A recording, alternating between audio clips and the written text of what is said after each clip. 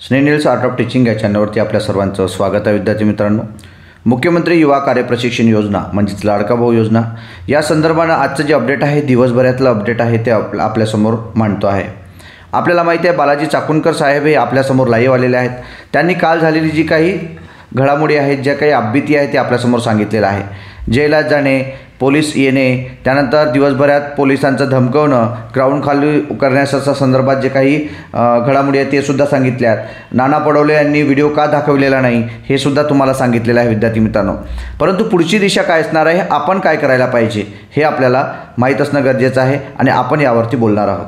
तत्पूर्वी माझ्या चॅनलला आपण जर पहिल्यांदा आले असाल तर माझ्या चॅनलला सबस्क्राईब करा, जेणेकरून येणारे जे अपडेट असेल, येणारं जे काही माहिती असेल ते आपल्या चॅनलला आपण देत असतो. विद्यार्थी मित्रांनो, आपल्याला माहिती आहे गेल्या 23 म्हणजे आज 24वा दिवस आहे जो आपला आंदोलन सुरू आहे आणि या आंदोलनात मात्र कोणीही या ठिकाणी विरोधकांनी भेट दिली, आमदारांनी भेट दिलेली आहे. परंतु जे सरकार आहे, शासन आहे, महायुतीचं सरकार आहे, या सरकारमधला कोणताही मामा म्हणजे लाडके भाऊ जे आहेत त्यांचे जे मामा आहेत ते कोणीही येऊन भेट दिलेले नाही.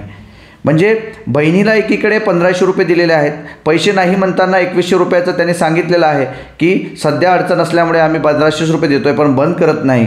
पण लाडक्या भावाचा म्हणजे लाडके आपले भाऊ आहेत म्हणजेच यांचे भाचे आहेत, यांच्यावर मात्र त्यांचं काहीही नजर नाही. गेल्या एवढ्या दिवसापासून अधिवेशन सुरू आहेत, अधिवेशनातील एवढे सारे मंत्री आपल्या त्या ठिकाणी आहेत, परंतु कोणालाही असं वाटलेलं नाही, कोणालाही जाणीव झालेली नाही, कोणालाही पाजर फुटलेला नाही. 22 दिवसाचं एक उदाहरण आपल्या विद्यार्थ्यांनी सुद्धा दिलेलं आहे.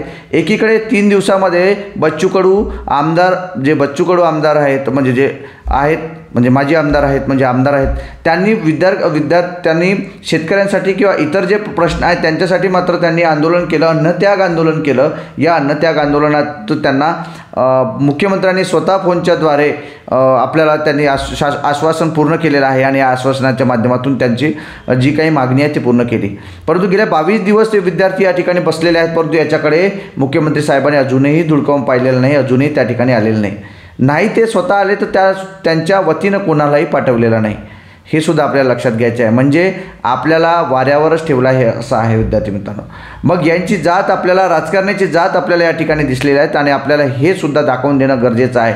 मग आपण चुकलो का, आपण यांना वोटिंग देऊन चुकलोत का, हे सुद्धा विचार करायचा आहे विद्यार्थी मित्रांनो. कारण आपले सर्व विद्यार्थी यावरती आक्रमक झालेले आहे, अग्रेसिव्ह झालेले आहेत आणि त्यांना तळपायची आग मस्तकात गेलेली आहे की आपण काय करावं. आणि हे गेल्या 22 दिवसापासून आपल्या जो आझाद मैदान आहे, या आझाद मैदानावरती आपले विद्यार्थी त्या ठिकाणी तळ ठोकून बसलेले आहेत.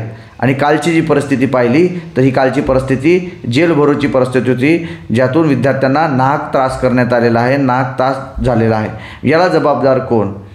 मग नाना पटोलेंनी सांगितलेलं आहे की नाही, आम्हाला का व्हिडिओ दाखवता आला नाही किंवा व्हिडिओ का दाखवला नाही, तर अध्यक्षाच्या वतीनं ते अध्यक्षाकडे जमा करण्यात आलं आणि त्यानंतर मी सोमवारी दाखवतो म्हटलं, पण त्यांनी चेक केल्यानंतर ते दाखवणार आहेत हे सुद्धा त्यांनी सांगितलेलं आहे.